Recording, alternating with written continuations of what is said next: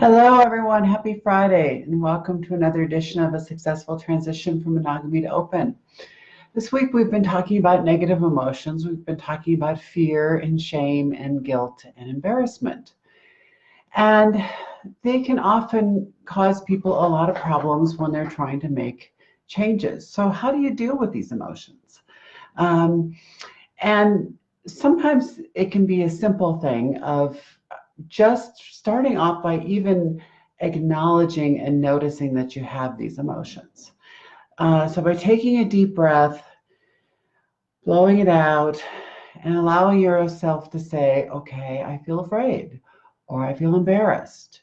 So what? I feel embarrassed.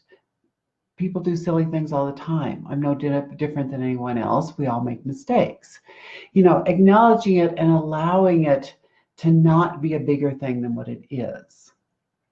The problems with all these negative emotions is that oftentimes we don't really want to feel them. We want to run away from them. And our society often teaches us ways of, instead of just acknowledging our emotions, facing them and dealing with them, we're often taught to run away from them. If you think about when you're little and you're upset about something, oftentimes the people who care about you, your parents, your grandparents, are like, oh, have a cookie, eat. Oh, have some soda. Oh, they don't really teach you how to deal with the emotions, or that it's okay to have the emotions. It's numbing out and avoiding them. And then as adults, we continue to do that. We continue it with working too much as a way of running away from our emotions. We drink too much alcohol. We use too many drugs. We eat too much emotional eating. We spend too much time on Facebook or other social media platforms. We spend hours and hours looking at everybody else's life rather than dealing with our own emotions.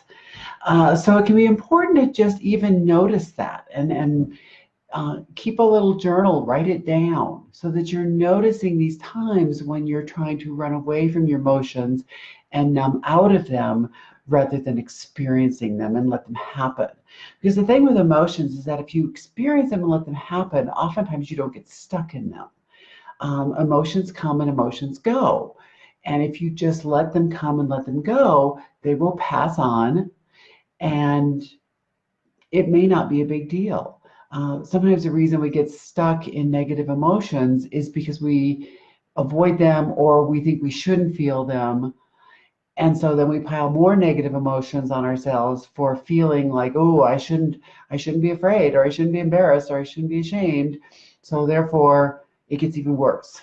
And it sticks around even longer than it would have. And then it becomes a depression or worse. So, and it's important to notice the negative self-talk that's going on in your brain. We all have a lot of things that we tell ourselves all day long, and many of us have a lot of very negative things that we say to ourselves.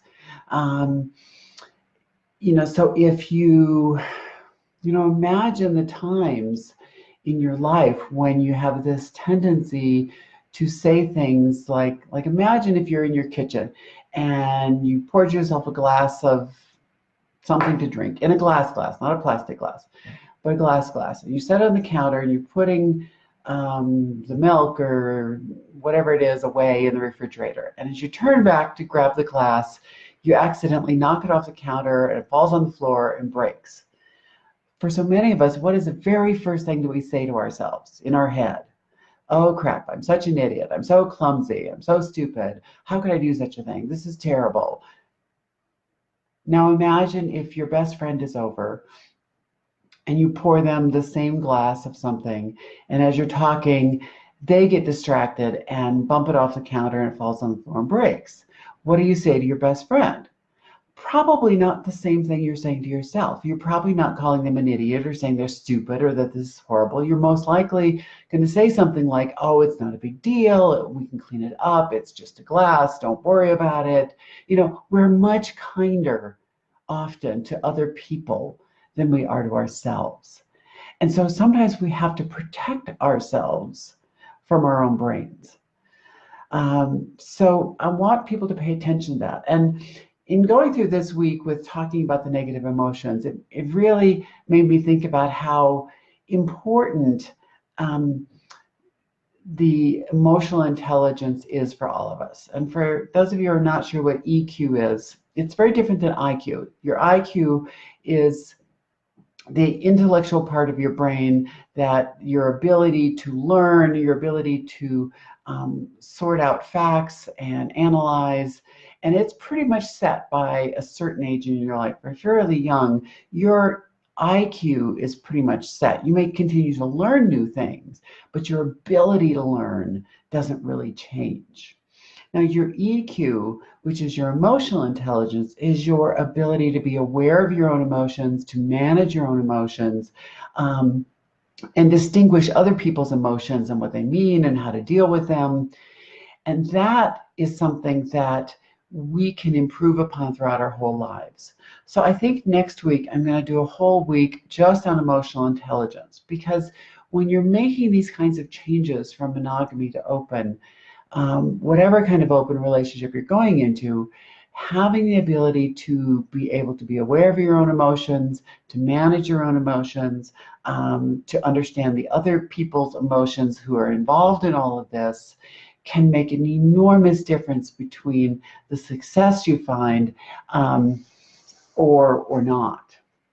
And while I read many books on emotional intelligence, and there are many great books out there, if you really feel like you struggle with the negative emotions in your relationship, and you have a hard time managing them, and this is an issue that comes up over and over, you might want to go ahead and get this book anyway and start reading it and start practicing it. Because even with the whole week of videos next week, there's no way I can go through everything in this book, but I'm going to give you the highlights, the most important points. So the book is called Emotional Intelligence 2.0, and you want to make sure you get the edition by Travis Bradbury and Jean Greaves, because this book has, in the very back, it has a personalized code that's good for one person to go in and take their quiz online and see where you start off. They give you a score between 0 to 100, 100 being the absolute best. And like, let's face it, none of us are going to hit 100. But you can see how high you score. And then as you go through the book and go through the exercises, at the end, you do it again, and you can see how you've improved. So it can be a really good thing if you really struggle with it. If you're not sure if you think, well, I think I do okay with emotions, see how you feel after the end of next week, after we've gone through all the videos and gone through some of the top points. And if you still feel like you need it, it's not expensive. You can easily get it on Amazon, and I highly recommend you get it. So anyway, thanks so much. Have a wonderful weekend, and I will see you again on Monday, and we'll start talking about emotional intelligence. Bye.